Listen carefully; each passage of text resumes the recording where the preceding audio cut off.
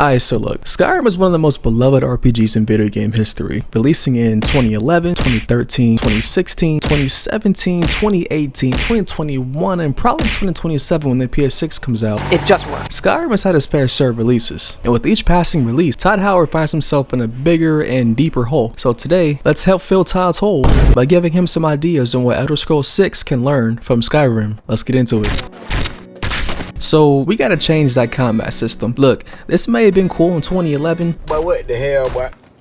But Skyrim's combat is by far the thing that ages it the most these days. You know, for me, there's nothing worse than getting in game, you know, making this cool ass backstory for your character and like really getting immersed in the world and plotting out how you're going to react to the world around you. And then you remember how shallow and stiff this combat is. It's like the sex you have with your girlfriend, Todd. It just works. And like my biggest problem is just how uninspired it is. You know, and you know what? No, I take that back. It's actually pretty inspired by fucking bullshit.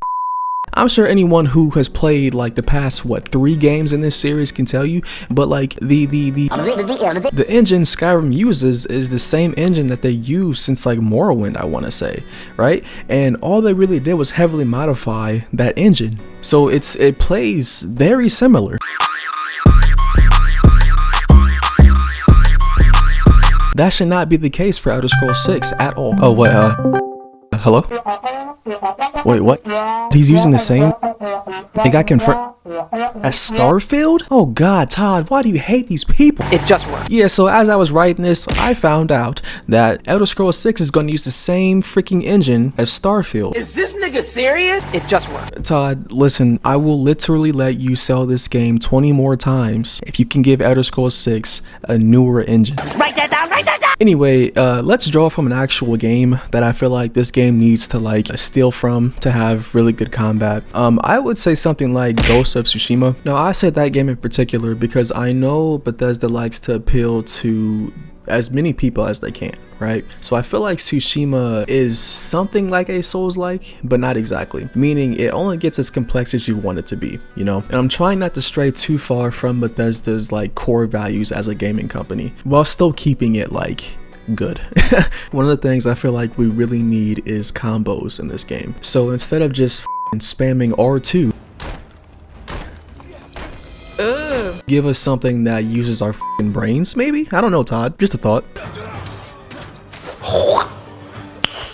Nice. And it doesn't have to be something crazy complex, you know, but like, and sure, maybe you could have the option to do the whole spammy bullshit thing, but give us options, you know, make us feel like we're in control of our character and our combat style. That way you can satisfy both people, that being the casual fans and that being the more hardcore fans, you know, healthy balance. One other thing I feel like we should take from Tsushima is stances, right? So in Tsushima, if you don't know, different enemy types require different stances to fight to be able to actually kill them effectively, right? You didn't need to use these stances, however, if you did use them, they'd be easier to deal with, you know? And I feel like the philosophy here needs to be choice, you know? If there's an enemy that has like a sword and a shield and you don't want to use those stances, you don't have to, but just know there's options to deal with that enemy better, you know? Again, that way we can please both of these types of gamers. Or maybe if you want to do some kind of like progression locking, make it to where certain areas of the game only use enemies of one type, so where you have to like unlock those stances to be able to actually go in those places like effectively, you feel me? It can act as a form of like progression gating. So like for instance, you can go to a certain place, but you'll probably get knocked the f out. Now as far as archery goes, I feel like it holds up pretty well still. You know, I feel like it's hard to fuck up projectile based combat. And these are just like small ideas, you feel me? But like, give us the option to shoot multiple arrows. That could be pretty cool, you know? Or give us the option to add magic to our arrows, you know, instead of just like the poisons. Or we could even take from Batman Arkham games, give us like a perk to where we could control the trajectory of the arrow itself. That could be pretty cool. I'm just saying, Todd, I don't know. But I feel like with those basics out the way, I feel like it's pretty obvious that they should give us things like dodging or camera lock or strafing, you know, all the shit that modders already fucking did for you, Todd. But overall, Skyrim's combat just needs to feel more involved. It needs to feel more real. It needs to feel like it's actually a next-gen game, you know? And like I said, it has to strike the perfect balance between feeling accessible, but also feeling like it respects your time as a gamer. But no, speaking of mods, there's been so many mods that like tweak and refine and overhaul the combat entirely. And Bethesda needs to be paying attention to that. I'm not saying we need combat like whatever the f this is. But no, we just need Skyrim's combat to feel like an actual modern game, like I said. I feel like anything else would just be disrespectful, wasn't it, Todd? It just worked. Of course, a big part of Skyrim's combat is the magic. So let's talk about how we can improve it for the next game. This spell looks dangerous. Keep your distance. Okay, so magic in Skyrim is okay, I guess, but like I would never personally play as like a strict mage in this game because it all feels so lackluster, you feel me? And like when I did play a mage, you know, I would roleplay, you feel me? I would wear mage attire, you know, no armor because I'm a fucking mage. But if fucking Hinger Dinger Durgan Battleborn comes running up at me with a fucking murder sword, I gotta be able to dodge. You know, I gotta be able to neutralize quicker. So with that being said, we have to make magic combat feel snappier and more responsive, you feel me? So here's my ideas. Now, I don't really know any games that have like a snappy magic combat system. With that being said, if you do know one, leave it in the comments. I would love to like look at it and check it out. But I feel like the thing that it needs to almost play like would be Avatar: The Last Airbender, for example. Now in Avatar, those moves are like, they're fighting, you know, they're fighting. It would be like a hand-to-hand combat system just with magic. That way we could make it actually viable. And don't get me wrong, the magic combat animations in this game are not terrible, but I feel like they're far too slow to actually play as like an actual experienced mage. Literally, if I am like the head mage of this freaking college, why are my spells so slow? What is this? What is this? And like going back to the combat section, I feel like if we add things like dodging or strafing or whatever, our lock-on system, I feel like combining that and magic could be amazing. Again, I don't know any games like that, so if you do know one, comment below because I'd love to check it out, like I said. But a cool idea that I had recently for magic would be, like I said, for the other section is combos, right? So for example, say we need to dispatch like a high level fireball spell, right? In order to do that spell, maybe we get like a little combo that we have to do to dispatch that spell, you know? And it would only be as slow as you're pressing those buttons. For example, maybe a regular fireball spell could just be the trigger, right?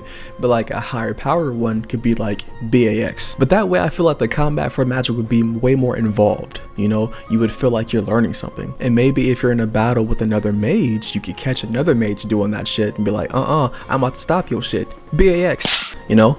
That could be pretty cool. That'd be really fucking cool. Tell me I'm wrong. One last thing I feel like we need though could draw from Fable 3. Now, if you haven't played Fable 3, the magic system in that game is pretty cool. But one thing they had is something called spell weaving. And pretty much what that is, you could just combine spells, right?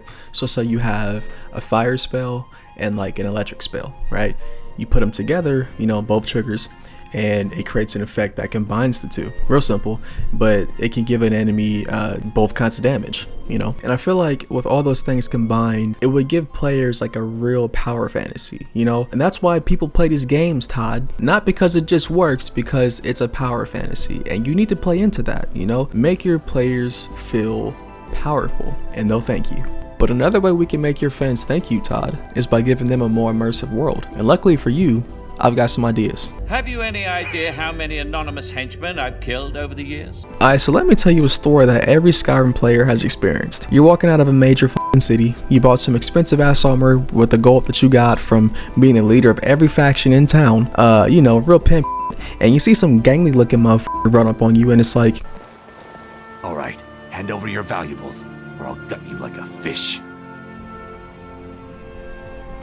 Are you fucking dumb? So my question to you, Todd, is why do these fucking random ass bandits think they can stop me at this point? I get it when you're like nothing, like a level 5, and no one knows or cares about you, but it's like, if I'm level 200, ain't no way Rolf is gonna kill me, and he should know that. So give us smarter NPCs, right? So a change I want to see is like making NPCs react to you in a way that makes sense. Let's make it to where when you're at a higher level, lower level bandits run away or just like refuse to fight you. You feel me? Making it to where only higher levels, like closer to you, even feel like they can step to you. And only when you attack those lower level bandits will they attack you. And I feel like that's the power fantasy, you know? People know you and know what you've done, so they don't even try to step to you. You feel me? So with that being said, I feel like the world of Elder Scrolls 6 needs to just make sense. You know, it needs to feel the weight of my actions as the player character. You know, for the people who are in direct like opposition to me, if they're not on my level and they know that, they need to be in fear, in admiration maybe in some instances, or in awe. And I need to feel that. But again, that's the power fantasy, you know? It has to feel earned. It has to feel like a rags to riches story. Now, Todd, I got some that might ruffle your feathers, but hear me out. I feel like it could be pretty cool. Now, I feel like there's no reason why we as one singular person should be able to join every single guild there is in this game on one playthrough. Now, I know certain guilds are like butt buddies, but like certain guilds definitely are not. You feel me? And just for the sake of this argument, let's say that Thieves Guild and the Dark Brotherhood do not like each other, right? There's no ties. If you join one, you shouldn't be able to join the other, right? Because it just wouldn't make any sense. And I feel like from a gameplay perspective, this would serve to get people to play again, you know, upping your replay value. And this could fall in line with something like Baldur's Gate 3, you know, where it encourages multiple playthroughs, you know, be it in different dialogue options or finding a new area that you didn't see last time or romancing certain characters, you feel me? I feel like the name of the game there is just restriction. And maybe that doesn't necessarily fall in line with Bethesda's philosophy when it comes to games. However, Todd, I feel like your philosophy does not just work. So you take my idea. Those restrictions keep people coming. That's what she said. Lastly, I feel like we need to bring back a modified version of the morality system from Fallout 3. I feel like Elder Scrolls 6 could benefit greatly from it. Hear me out. My biggest gripe with the morality system in that game, in Fallout 3, is the whole, just like how it's presented, right? If you do something considered evil or bad or whatever, the sound that plays feels like a punishment. So in this game, in Elder Scrolls 6, it should not feel like a punishment. It should feel like a valid and legit option for your character. So for example, if you're evil, you get new dialogue options, or you're able to recruit certain followers, you know, or if you're good, better discounts, recruit certain followers, other dialogue options. The name of the game there is just choice. You know, you should be able to play either way you want to and still get benefits and still feel like you're benefiting, you know? But hey, speaking of followers, let's talk about how we can make followers even better by looking at one of my favorite follower mods, Inigo. That's why he's the GOAT! The GOAT! Alright, so pop quiz for the class. If I were to engage in relations with this sexy cat right here, would it be considered A, gay, B, bestiality, C, Gunner stage 4, or D, all the above? Well folks, if you said D, all the above, you are correct. Okay, so first off, tell me something, literally anything about Lydia and her backstory. Oh, you can't, can you, Todd? That's because Lydia's as dry and flat as a long booty back nun. What? She's not a person. She's a glorified walking backpack who gives you sass sometimes. I am sworn to carry your burdens. I'm sworn to carry your burdens, bitch. The only reason people remember Lydia is because she's like the first follower you get if you don't pick Fangdale's weird ass. On the contrary, Inigo feels like a real person, you know? I won't spoil his backstory because if you're still playing Skyrim and you haven't played with this Inigo mod, you need to right now. But Inigo here, he has like a real backstory, you know? He feels like he comes from a different game, you know, and I feel like he would probably feel right at home in Elder Scrolls 6. So I feel like we need to make all the companions play like Inigo. But no, what makes Inigo so great is that he'll comment on the world around him, you know, like an actual person. He'll talk about the player, you know, he'll talk about their actions, you know, further deepening the bond that you have with him. I think that most vanilla companions, like, they'll talk about the world around them, but it's like when you enter a cave and it's like, it's dark, like yes, it's fucking dark, it's a cave, shut the fuck up. But nah man, I can't really give too much away on Inigo if you haven't played with this mod yet, but on a personal note, man, I remember there was a time when I was playing this mod for the first time years ago, you know, and I was experiencing some of the conversation that he has to offer, and I had this realization. It's just like, damn, I don't really have any friends who like really talk to me on this deep level like Inigo's doing right now. And it felt weird because of course it's a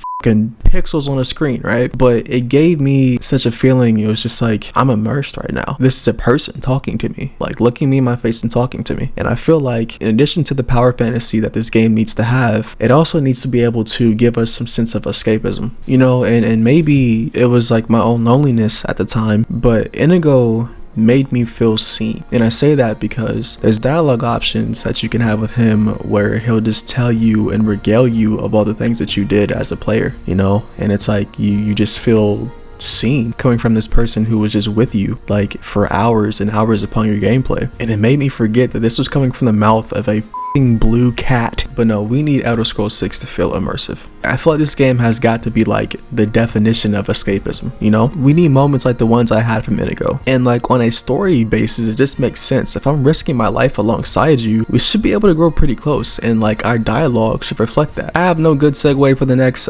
point I'm trying to make, so here's a video of me getting naked. Why don't you look away, you f***ing weirdo? Anyway, let's talk about progression and how we have to change it for Elder Scrolls 6.